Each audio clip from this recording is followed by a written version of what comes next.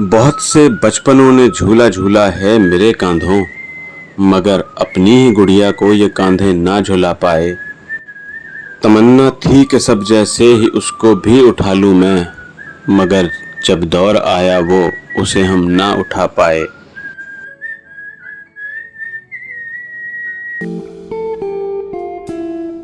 ज़िंदगी में हमेशा गुनगुनाते रहना चाहिए दोस्तों।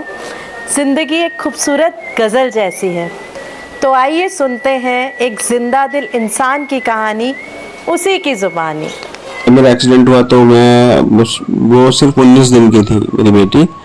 और उसके बाद में जब कभी वो हॉस्पिटल में आती थी अपनी मम्मी के साथ में, वो मेरे पास में लेटाती थी तो मैं उसे चाह के भी उठा नहीं पाता था अपने गोद में या हाथों में। और जब डिस्चार्ज होकर घर पर आया तब भी मेरी कंडीशन ऐसी नहीं थी, क्योंकि हमारे कमर का बैलेंस बिल्कुल ज़ीरो हो जाता है एक्सीडेंट में जो चोट लगी है उसकी वजह से। तो मैं उसे बिल्कुल भी वो खिलाना, गोद में बिठाना, गोद में लेके या कंधे पर झुलाना, खिलाना, वो कुछ नहीं कर पाया।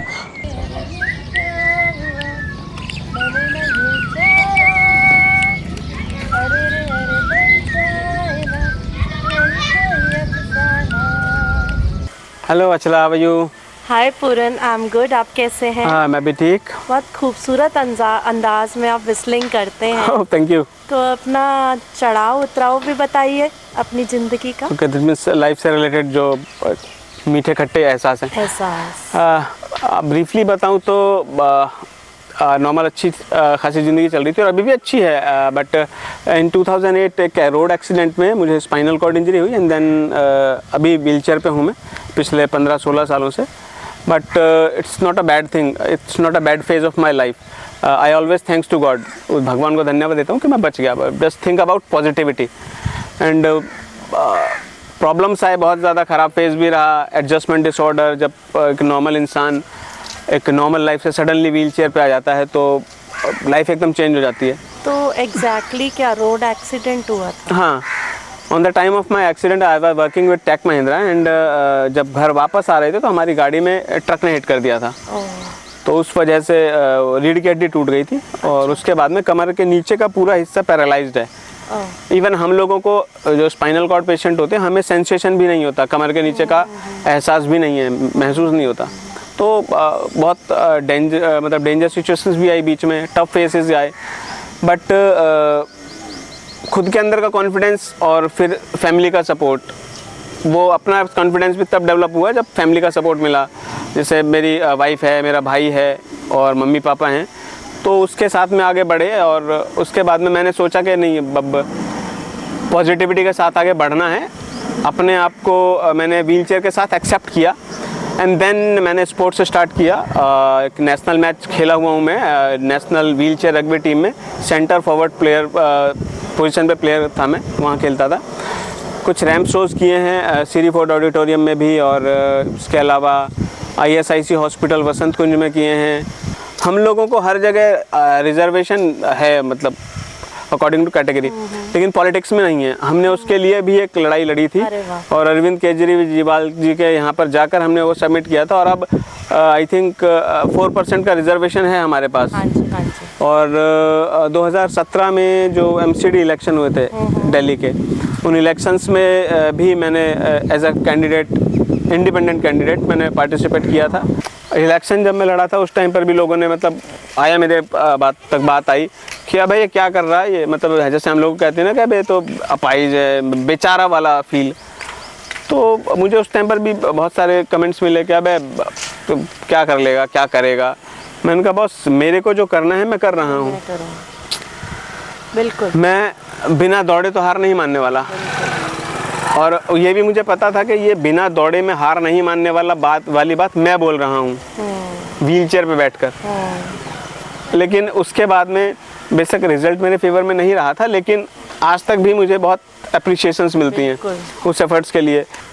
मैं अभी जो फ़िलहाल में मैं कोशिश कर रहा हूँ कि कुछ जो हमारी कैटेगरी में लोग होते हैं उन लोगों के लिए अर्निंग सोर्सेज जनरेट करूँ। उसके लिए R&D करते हुए मैंने कुछ काम सोचा है। उसमें कॉटन विक मेकिंग जो है वो उसका मैंने सोचा। तो पहले अभी मैं ट्रायल के लिए खुद लेकर आया हूँ उसको कि वो हम लोग कितनी देर बैठने की कैपेसिटी है हमारी। बिकॉज उसमें टाइम कंज्यूमिंग है, वो आपको 8 घंटे वर्किंग आवर्स कंप्लीट करने हैं। तो अभी मैं उसको देख रहा हूँ ट्रायल पे। तो वो सारा सिटिंग हाँ, वो सिटिंग में है, वो डेस्क जॉब के अंडर में ही आता है। तो कोई भी अगर डिसेबल कैटेगरी का है तो वो उसको, अगर उसके हाथ ओके हैं और बैठ सकता है तो वो बिल्कुल कर सकता है। हम लोग अक्सर टीवी पर देखते कि अगर डेनिम की शर्ट की ऐड करेगा तो वो मिलिंद सोमन करेगा, लिवाइस की जीन्स की ऐड करेगा तो वो विराट कोहली करेगा, मतलब कोई भी एक वेल नोन पर्सन करेगा। मेरी एक उनसे मैं बोलना चाहता हूँ आपके इस चैनल के थ्रू, उन बड़ी बड़ी एडवर्टाइजिंग कंपनीज से, बड़े बड़े ब्रांड्स से, कि आपके कपड़े की क्वालिटी, आपके कपड़े की जो ऑथेंटिसिटी है वो एग्जैक्टली वही रहेगी, और आपको, मुझे लगता है कि और पॉजिटिविटी के साथ में रिजल्ट्स मिलेंगे।